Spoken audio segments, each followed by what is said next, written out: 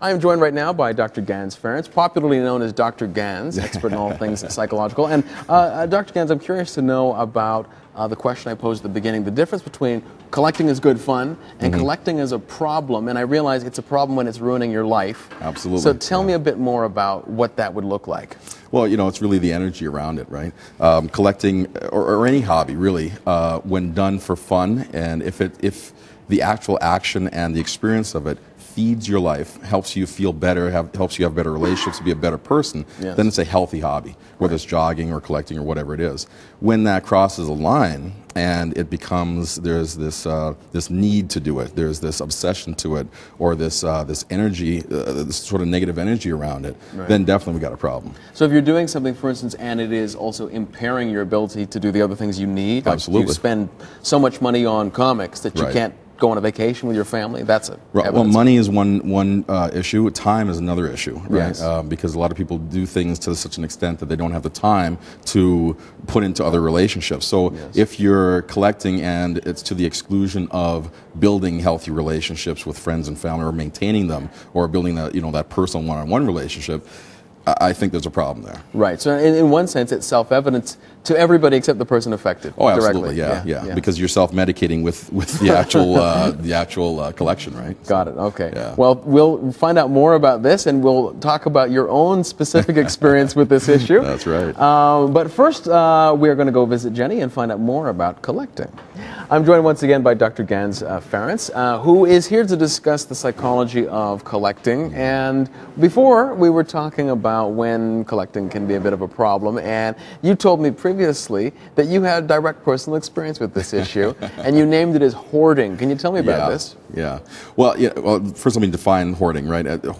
Hoarding differs from collecting in, again, the energy around it, right? It's when you hold on to stuff and you just can't let go, and there's a real pressure behind holding on to things, and it can be anything. It can be like actual collectibles. It can be piece of paper or newspapers or whatever, right? Well, let me ask you about that, because you mentioned the pressure, and I'm wondering, can it be, I held on to my junior high notes for probably 15, 20 years before I junked them.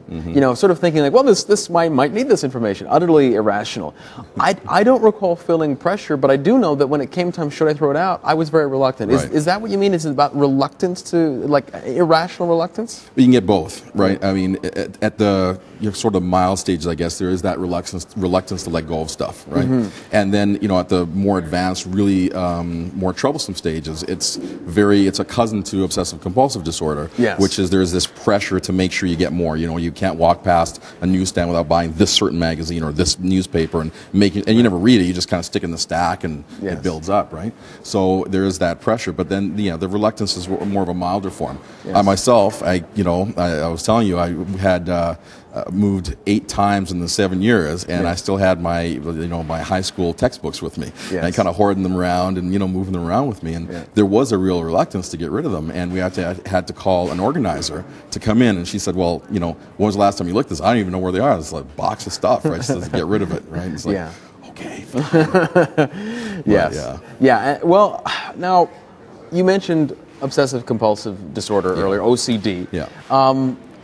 Should we understand that collecting, or hoarding rather, is not itself the problem, it's the symptom of the problem? Yeah, absolutely. Well, I mean, like with most things, what we define or we diagnose is more of the symptom of something deeper. But in our culture, we say, okay, this is it, let's fix that and try to move on from there. But absolutely, I mean, OCD is basically people are trying to feel calmer inside, so they do these external types of activities, whether it's obsessive activities or collecting or certain physical things that they hold on to. They do these things in order to soothe that sense of anxiety they have. If I have all these textbooks, I'm traveling around, if I ever need information, I can always go, dig out my boxes from under the crawl space and go look for them, right? So, my social studies notes from grade 7, if I need to know what my opinion was on Riel at age 12, there it is. I'm safe now. That's right. So I guess we're going to talk more in general about treatments later on, but I do want to ask you, to what extent is this a brain chemistry issue versus a family of origin or social crisis issue? That's interesting, because I see that they all go together, right? Brain chemistry can be a factor, especially if there's a high level of activation or anxiety that's sort of as a baseline within the person's nervous system or their bodies. Then under times of stress, obviously these things are going to get worse, right? Yes, yeah. So brain chemistry has a part to play in everything. So anything that can help, any sort of medication that can help your body and your mind to relax a little bit can help to alleviate some of these symptoms. But it can also be a lack of getting what you needed early on in your life. All right, well, we're going to talk about that deprivation and how people can move beyond it shortly. But right now I'm joined once again by Dr. Gans-Ferenc. We're talking about collecting and when it's good for you and when it's not. And I'm wondering about the early conditions of deprivation that lead someone to the level of anxiety where they're hoarding. And first tell me about that. We'll talk about treatment momentarily. Okay. Well, you know, like I was saying before, it depends on sort of how early it is and also how intense it is at that time when they have the experience. Typically, the earlier it is in the person's life, the younger a person is, the fewer resources they have to be able to manage life on their own or to deal with stress or whatever. So when things happen at a really early age, they can have really significant impact.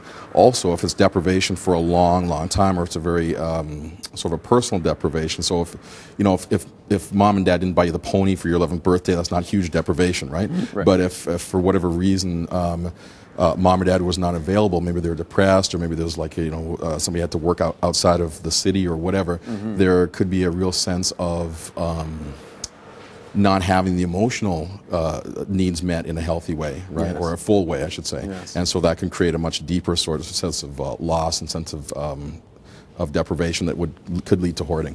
Well, now let's talk about some treatment options. We talked a little bit before about pharmaceuticals, but what about talk therapy? How can it help? I love talk therapy. That's kind of what I do. So it can actually help because, there's a couple different ways to approach it. There's the cognitive-behavioral approach, which is, kind of talking to people about what is really going on and helping to logically see the irrationality of what they're doing. We're not in the depression right now. We, particularly in Alberta, there's a lot of affluence, not for everybody, but for a lot of people. So being able to see that there's affluence and there's the sense of need or loss is not really the same as it was when you were a child, that can sometimes help. Typically, though, these sorts of things have gone in so early and are so intense that they're more at an unconscious or subconscious level.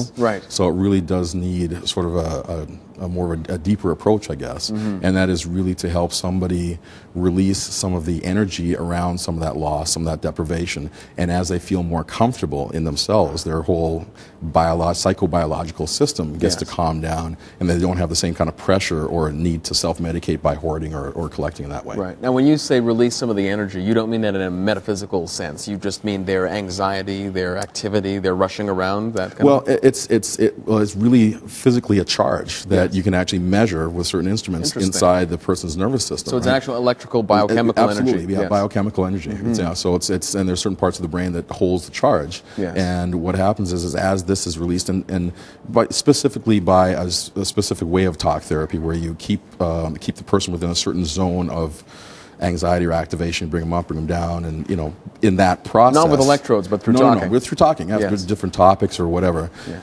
You can help the person's nervous system to actually physically reset, and they actually bleed off some of that electricity. It's we see it all the time in nature when an animal gets frightened or is chased and he gets away. Then there's a shaking, there's kind of resetting that the animal goes through in order to be effective again. And we unfortunately don't do that because we're ashamed of shaking and looking bad in public or whatever. But that's kind of the same sort of process. All right, well, Dr. Gans, we have links to you and your practice on our website, and I'm sure hopefully you'll have a book coming out on this in the near future. Very cool. And it'll be a great opportunity for folks to get some help if they need it. And right now we're going to go visit Jenny.